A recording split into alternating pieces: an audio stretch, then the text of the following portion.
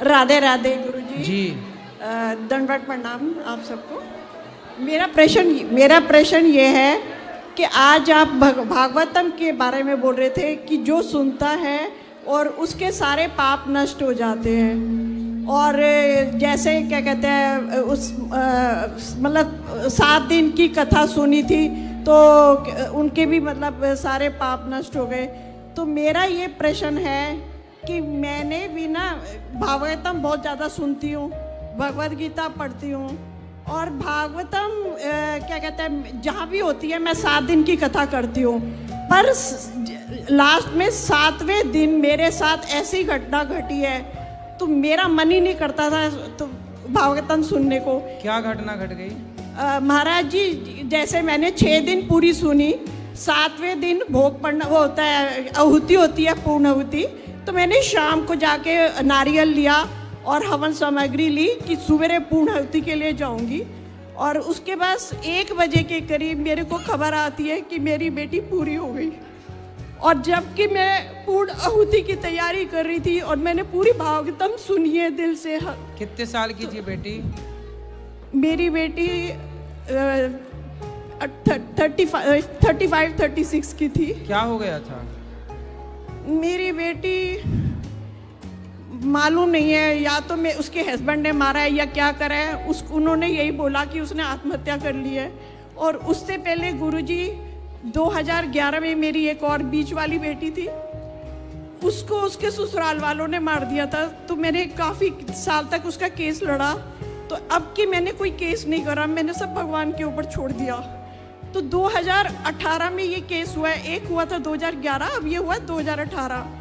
तो हम इतने अपसेट हो गए, मैंने भागवतम का पूरा सेट मंगवा रखा था कि मैं बैठ के पढ़ूंगी, जो एक पूरी पेटी आती है। आप मानोगे मेरा मन नहीं करा, मैंने वो भी सबको दे दी। और हम इतना मतलब अपसेट हो गई तो मैं भाग के कनाडा चली गई। मेरा भाई कहता है तू सब छोड़ छाड़ के हमारे पास आ जा। पर मैं सर आपसे ये प्रश्न करती हूँ कि फिर मुझको फल क्यों नहीं मिला भागवतम सुनने का, भागवतम भगवद गीता भागवतम सब सुनने का? फल मिला है मैया, इसलिए तो आपके भागवत जी के फल स्वरूप आप वृंदावन आई, बिहारी जी ने आपको बुलाया। दूसरा, आप भागवत सुनती हैं, आप पुण्यात्मा हैं। आप ये सोचिए कि आपके पुण्य से आपकी बेटियां अभी तक थीं। ये सोचिए कि बचपन में ही बेटियां चली जाती, 10 साल की उम्र में पहले भी तो जा सकती थीं।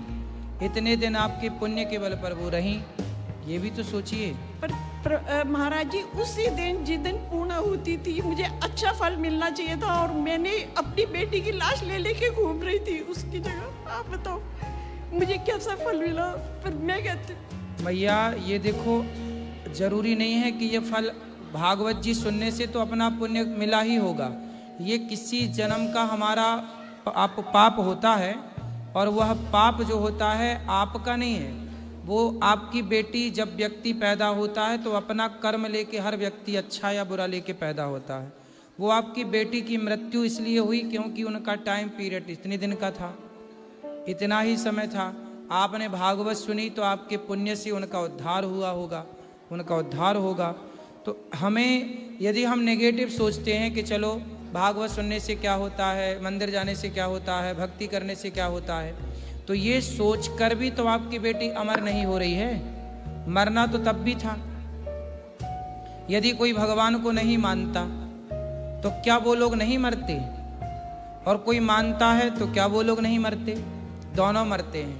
फर्क इतना होता है कि बिल्ली अपने बच्चे को भी मुंह से पकड़ती है और बिल्ली चूहे को भी अपने मुंह से पकड़ती है। वही बिल्ली दोनों को पकड़ती है, अपने बच्चे को और चूहे को, पर दोनों के पकड़ने में अंतर है। चूहे को पकड़ती है तो फाड़ डालती है, बच्चे को पकड़ती है अपने बिल्ली तो खरोंच नहीं आने देती, यहाँ से वहाँ घूमती है बिल्ली अपने बच्चे को लेकर। उसी तरह जो पुण्यात्मा हैं उन्हें भगवान वैसे ही पकड़ते हैं जैसे बिल्ली अपने बच्चे को, और जो पापी हैं उन्हें भगवान वैसे ही पकड़ते हैं जैसे बिल्ली चूहे को। तो भगवान दोनों को पकड़ते हैं। विभीषण को भी भगवान ने पकड़ा, रावण को भी पकड़ा। विभीषण को पकड़ा तो लंका का राजा बना दिया, और लंकापति रावण को पकड़ा तो सर्वनाश हो गया, कोई बचा नहीं रोने वाला। दोनों को पकड़ा, दोनों को पकड़ने के तरीके अलग अलग थे। इसलिए कोई ये कहे कि मैं भगवान की भक्ति, अब आप कहती हैं कि मैं तो भक्ति की, मुझे क्या मिला? मैया, कई बार भक्ति हमें ये स्वार्थ को त्याग के भक्ति करनी पड़ती है कि हमें क्या मिला। हर चीज मिलने के लिए नहीं होती। कई बार हम अपने स्वार्थ को आगे रख देते हैं कि स्वार्थ है, हम तो किए थे भक्ति पर ऐसा क्यों हो गया। मैया, कुछ चीजें होनी होती हैं। दशरथ जी तो राम के पिता हैं, भगवान के बाप हैं, लेकिन उन्हें भी तो अपने पुत्र के वियोग में तड़प तड़प के मरना पड़ा। हमें भी तो मरना पड़ेगा, सबको मरना पड़ेगा। ये मृत्यु लोक है, इसलिए कोई मर जाए तो हमें इससे ये नहीं सवाल करना चाहिए कि हमने तो भक्ति की पर क्या हुआ। तो हमने भक्ति इसलिए थोड़ी की थी कि हमारी बेटी अमर हो जाए। भाई, उसका टाइम पीरियड इतना ही था, उसको वो जन्म लेते ही मरने वाली रही होगी, पर आपके पुण्य से उसे 20, 25, 30, 35 साल का जीवन मिला, आनंद से 35 साल रही, उसके बाद भगवत धाम चली गई। हर चीज के दो पहलू हैं। माँ के लिए तो बहुत बड़े दुख। नहीं, आपके बात से हम सहमत हैं, लेकिन मेरे सामने चली गई और मैं कुछ भी नहीं कर पाई। नहीं, आप और हम कुछ भी नहीं कर सकते। अभिमन्यु चले गए तो भगवान श्री कृष्ण क्या कर पाए, जबकि भगवान तो भगवान थे। लेकिन मौत तो मौत है, इसलिए सच्चाई से हमें बिल्कुल भागना नहीं चाहिए, स्वीकार करना चाहिए। बेटी जो आपकी गई, कहाँ गई बताओ, कहाँ गई? भगवान के पास। आई कहाँ से थी? भगवान के पास। फिर जहाँ से आई थी वहाँ चली गई। यही जीवन का सत्य है, जो जहाँ से आया है एक दिन वहीं चला जाएगा। कोई आज जाएगा, कोई 4 दिन बाद जाएगा, फर्क इतना है। इसलिए शोक ना किया जाए, बची हुई सांसों को, बचा हुआ जीवन को भगवान के चरणों में समर्पित किया जाए। आपकी उम्र है, अब आप अपने चित्त को भगवान से जोड़ दीजिए। भगवान से तोड़ के भी अपने आप को रखेंगे तो क्या पालेंगे? नहीं नहीं, ये तो है। इस संसार में सबसे निर्दयी कोई है तो मृत्यु सबसे निर्दयी है। वो ये नहीं देखती कि आपकी आयु क्या है, वो ये नहीं देखती कि आपके बच्चे छोटे हैं कि बड़े हैं।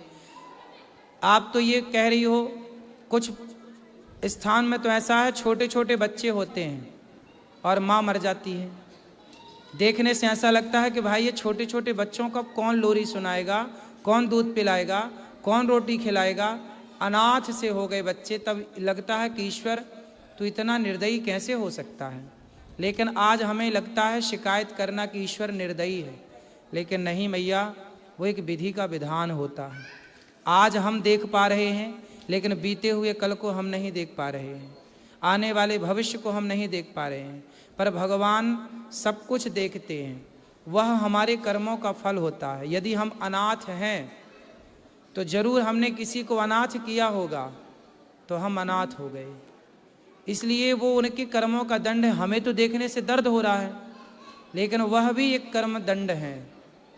कौन जाने, ये तो सब विधाता की लीला है, कोई दोषी नहीं है।